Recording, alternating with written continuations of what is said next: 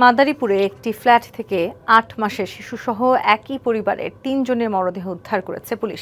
নিহতরা ওই বাড়িতে বেড়াতে গিয়েছিলেন। এদিকে খুলনার কয়রায় ঘরে ঢুকে ব্যবসায়ীকে কুপিয়ে হত্যা করেছে দুর্বৃত্তরা। এছাড়া জমিজমা ও আধিপত্য সহ নানা কারণে ৫ জেলায় নিহত হয়েছে অন্তত ৮ জন। মাদারীপুর শহরের আমিরাবাদ এলাকার এই বাড়িতেই স্ত্রী সন্তান নিয়ে বেড়াতে যান সদর উপজেলার কলাগাছিয়া এলাকার চিন্ময় দাস। বাড়ির একটি ফ্ল্যাটে ভাড়া থাকেন ইতালি প্রবাসী যতীন বাড়ই ও তার স্ত্রী মিষ্টি বাড়ই। স্ত্রীর চাচাতো ভাই পরিচয়ে চিন্ময় দাসকে বাড়িতে নিয়ে আসেন যতীন। মধ্যরাতে ঘর থেকে উদ্ধার হয় চিন্ময় দাস, তার স্ত্রী ও সন্তানের মরদেহ। চাচা তো ভাই হয়, তার ওয়াইফ অসুস্থ, তো বলছে যে দিদি তোর বাসায় 2 দিন থাকা যাবে। আমি বলছি পরে আসছে। এই সম্পর্কে তো আমি কিছু জানি না যে কেন ঘটনা ঘটছে। আমি জানি তার ওয়াইফ অসুস্থ। তো সম্পর্কের ওনার আত্মীয়, তাহলে এতগুলো মানুষ মারা গেল, উনি কি কিছুই জানতে পারেনি? পাশে থেকে ভিতরে লক করা, উনি দরজা টাকাই চেক খুলে নাই। সুস্থ তদন্ত অবশ্যই চাই। ঘটনার পর থেকেই পলাতক মিষ্টির স্বামী যতীন বাড়ই। নিশ্চয় কি আত্মহত্যা বা হত্যা এরকম কোনোটা এখন পর্যন্ত ক্লিয়ার বোঝা যাচ্ছে না, তবে আমরা তদন্ত চালিয়ে যাচ্ছি। আসলে ঘটনাটা কি বা কোন ধরনের সহায়ক কোনো টুল থাকে বা সেই টুলগুলোর মাধ্যমে এই ঘটনার আদ্যপান্ত দেওয়া আমরা দেখতে চেষ্টা করছি। এদিকে বগুড়ার লক্ষ্মীপুর গ্রামে জমি নিয়ে ইয়াসিন আলী ও সুমন মোল্লার সঙ্গে তাদের চাচা রেজাউল মণ্ডলের দীর্ঘদিন ধরে বিরোধ চলছিল। সোমবার সকালে তাদের মধ্যে সংঘর্ষ হয়। এক পক্ষের হামলায় ঘটনাস্থলেই মারা যান ইয়াসিন, আহত হন আরও 3 জন। হাসপাতালে নেয়ার পর সুমন নামে আরও একজনের মৃত্যু হয়।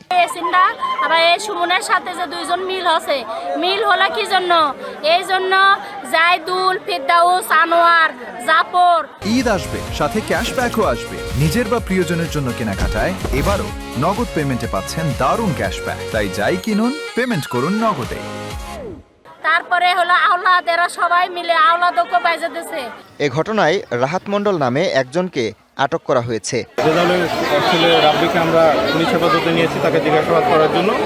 আর 2টা লাশ আমরা পোস্টমর্টমে পাঠিয়ে দিচ্ছি। পোস্টমর্টম পরবর্তীতে আমরা অভিযোগ পাইলে আমরা আইনগত ব্যবস্থা গ্রহণ করব। শেরপুরের শ্রীবর্দীতে জমি নিয়ে বিরোধের জেরে 2 পক্ষের সংঘর্ষের পর বসতবাড়িতে আগুন দেয়া হয়। এ ঘটনায় 1 জন নিহত ও অন্তত 15 জন আহত হন। পুলিশ বলছে, মাদারপুর এলাকার স্থানীয় ইউপি সদস্য নুরুল আমিনের সাথে একই এলাকার আশরাফুল ইসলামের বিরোধের জেরেই এই সংঘর্ষ। এদিকে মাগুরার শ্রীপুরে প্রতিপক্ষের হামলায় কৃষক নিহত হয়েছেন। আর কিশোরগঞ্জের কটিয়াদীতে নিজ ব্যবসা প্রতিষ্ঠান থেকে উদ্ধার হয়েছে ব্যবসায়ীর অর্ধগলিত মরদেহ। ব্রাহ্মণবাড়িয়ায় আলাদা জায়গায় পাওয়া গেছে 2 জনের মরদেহ। এদিকে খুলনার কয়রায় ঘরে ঢুকে ব্যবসায়ী ভবতোষ মৃধাকে কুপিয়ে হত্যা করেছে দুর্বৃত্তরা। এ সময় তার স্ত্রীকেও কুপিয়ে গুরুতর জখম করে ফেলে রেখে যায় দুর্বৃত্তরা।